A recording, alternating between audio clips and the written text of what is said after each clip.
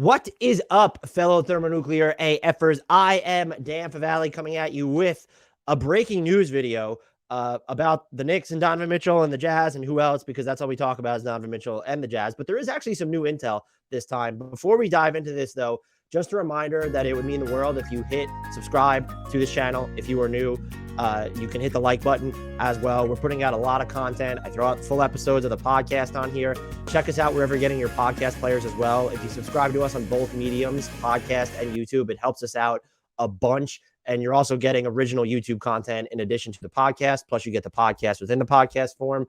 I would appreciate it. And also follow us on the socials. Those are below on your screen. They're also in the podcast description with actual links. And join our Discord. The link to that is in the YouTube description as well. We have a lot of fun. But that's enough out of me about this. The Athletics' Shams Charania and Tony Jones are reporting that the Knicks and Donovan Mitchell, we know that they were continuing to talk after apparently weeks of not talking, which I think just says execs were on vacation.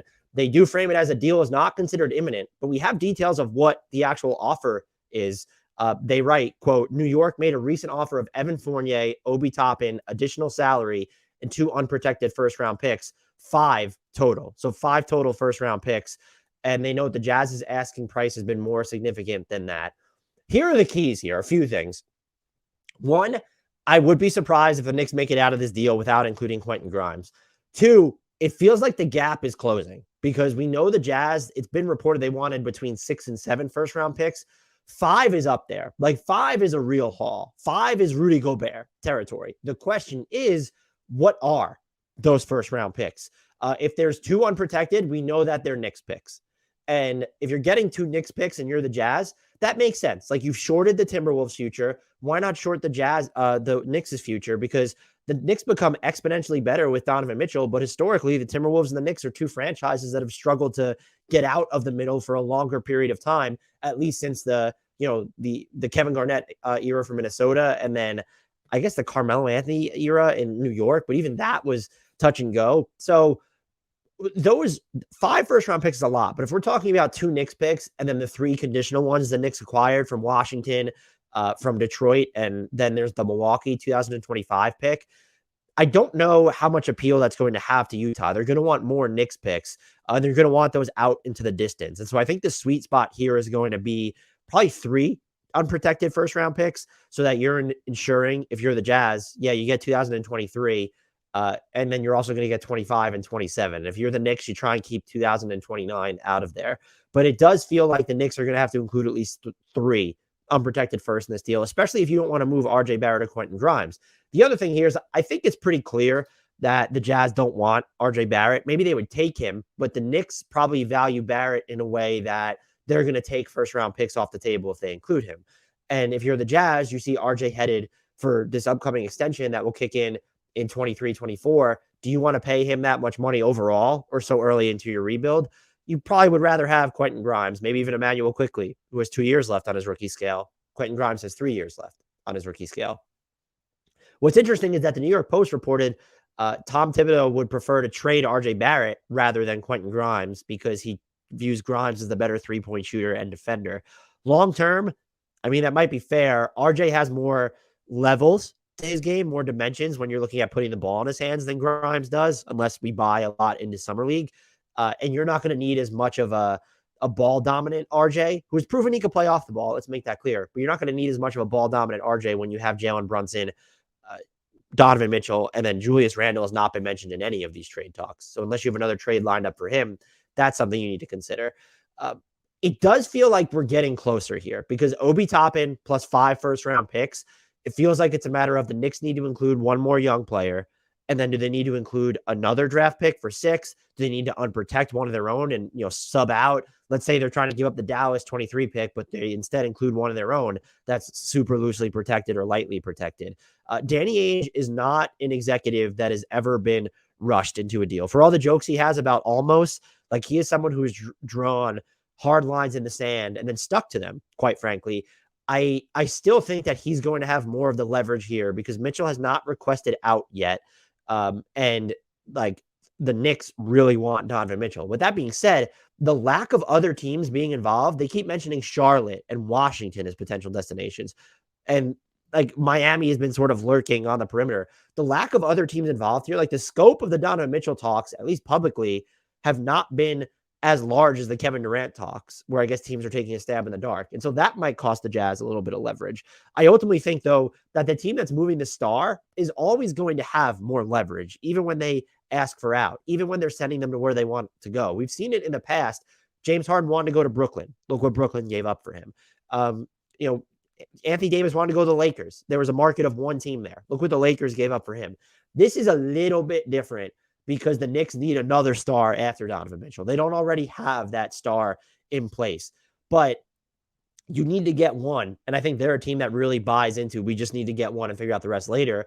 The line that they have to straddle is, can we give up X amount for Donovan Mitchell and then still have enough to go out and trade for another star when he becomes available, when that right player becomes available? Because to be a championship team, if you're the Knicks, you need Donovan Mitchell's either equal or functional superior, a better player than him. That's not a hot take. It's just a fact right there. And I do think the Knicks, we don't say this much about trade negotiations, but I feel like both the Jazz and the Knicks have played this perfectly. And maybe the Knicks, this could be like a gradual sort of bend to where they eventually break and meet Utah's asking price.